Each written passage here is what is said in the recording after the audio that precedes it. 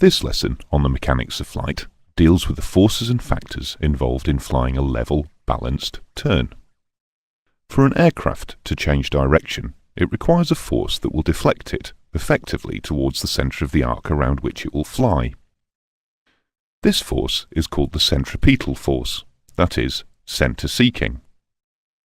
As you can see from the diagram, with the aircraft banked, the lift vector is also tilted, and it is the horizontal component of lift which causes the aircraft to turn by providing the centripetal force. If the aircraft is banked and the angle of attack is maintained at the same value as in straight flight, the vertical component of lift would be insufficient to balance the weight, and the aircraft would descend. As the angle of bank increases, the angle of attack must be increased to achieve a greater total lift, with the vertical component being large enough to balance the weight and maintain level flight, and the horizontal component providing the centripetal force.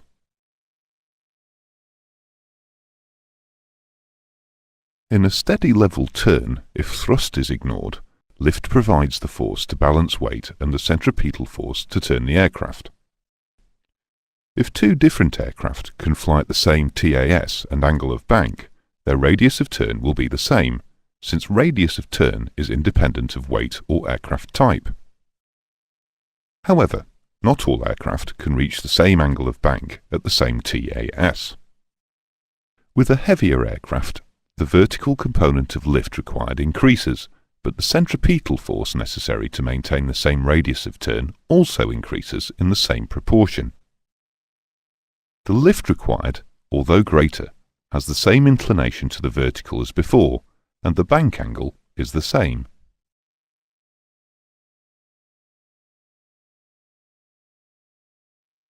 Rate 1 is 180 degrees per minute, or 3 degrees per second, and rate 2 is double that, at 360 degrees per minute, or 6 degrees per second. Rate 1 is the standard turn rate for instrument flight rules. A useful rule of thumb for calculating the angle of bank required to achieve a rate 1 turn is true airspeed over 10 plus 7. For example, at 150 knots TAS, the bank required is 22 degrees.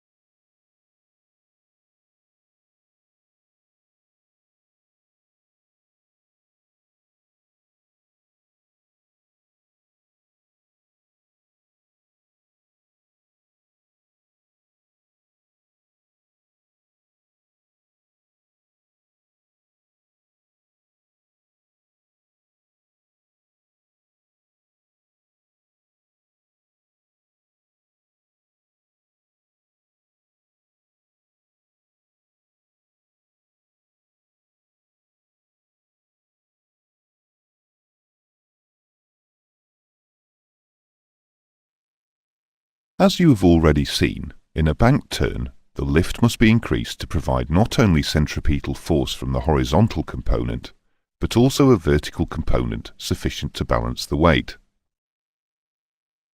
As bank is increased, the total lift required, and thus the load factor as well, must increase to maintain the vertical component's value for a level turn.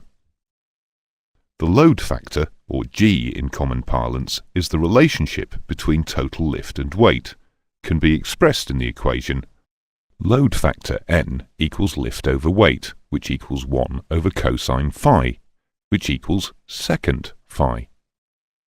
The trigonometry of this is fully explained in the lesson on stalling. The relationship can also be shown graphically, and the chart is valid for any aircraft.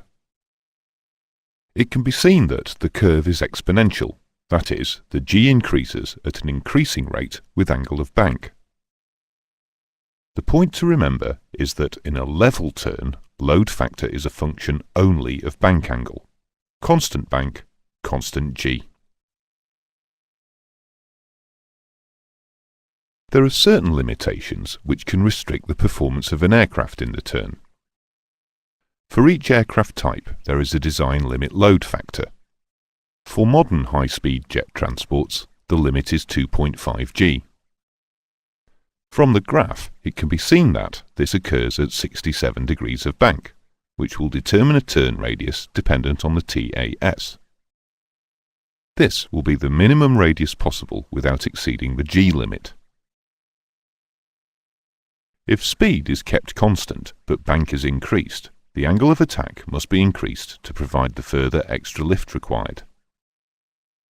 At the stalling or critical angle, no further increase in bank or decrease in radius is possible.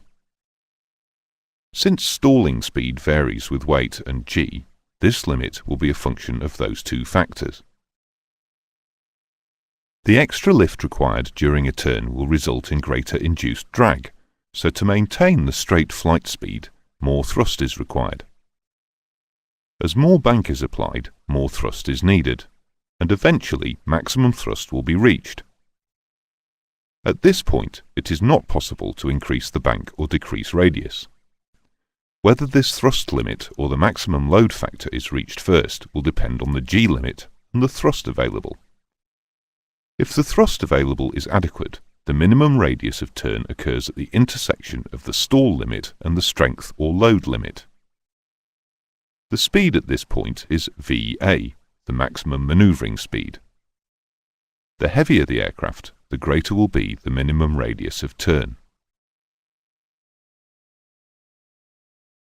There are several factors which can cause uncoordinated flight: adverse aileron yaw, engine torque, gyroscopic precession, and spiral slipstream from the propeller, and asymmetric flight, plus, of course, unbalanced control movements by the pilot. Uncoordinated flight exists when the aircraft is side-slipping, and indication to the pilot of side-slip is given by the inclinometer portion, the ball, of the turn coordinator. The miniature aeroplane indicates rate and direction of turn, but not angle of bank.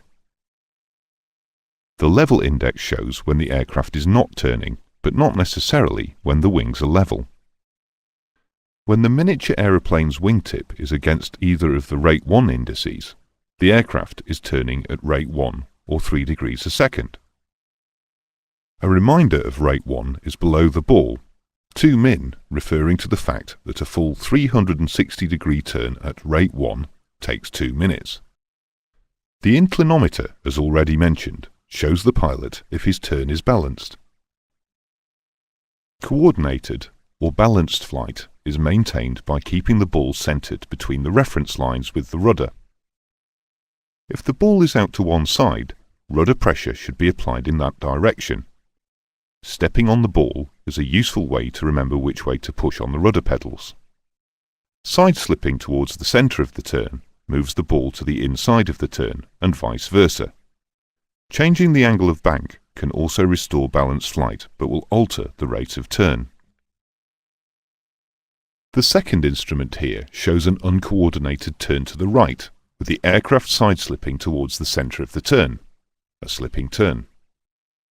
Right rudder or less bank would balance the turn.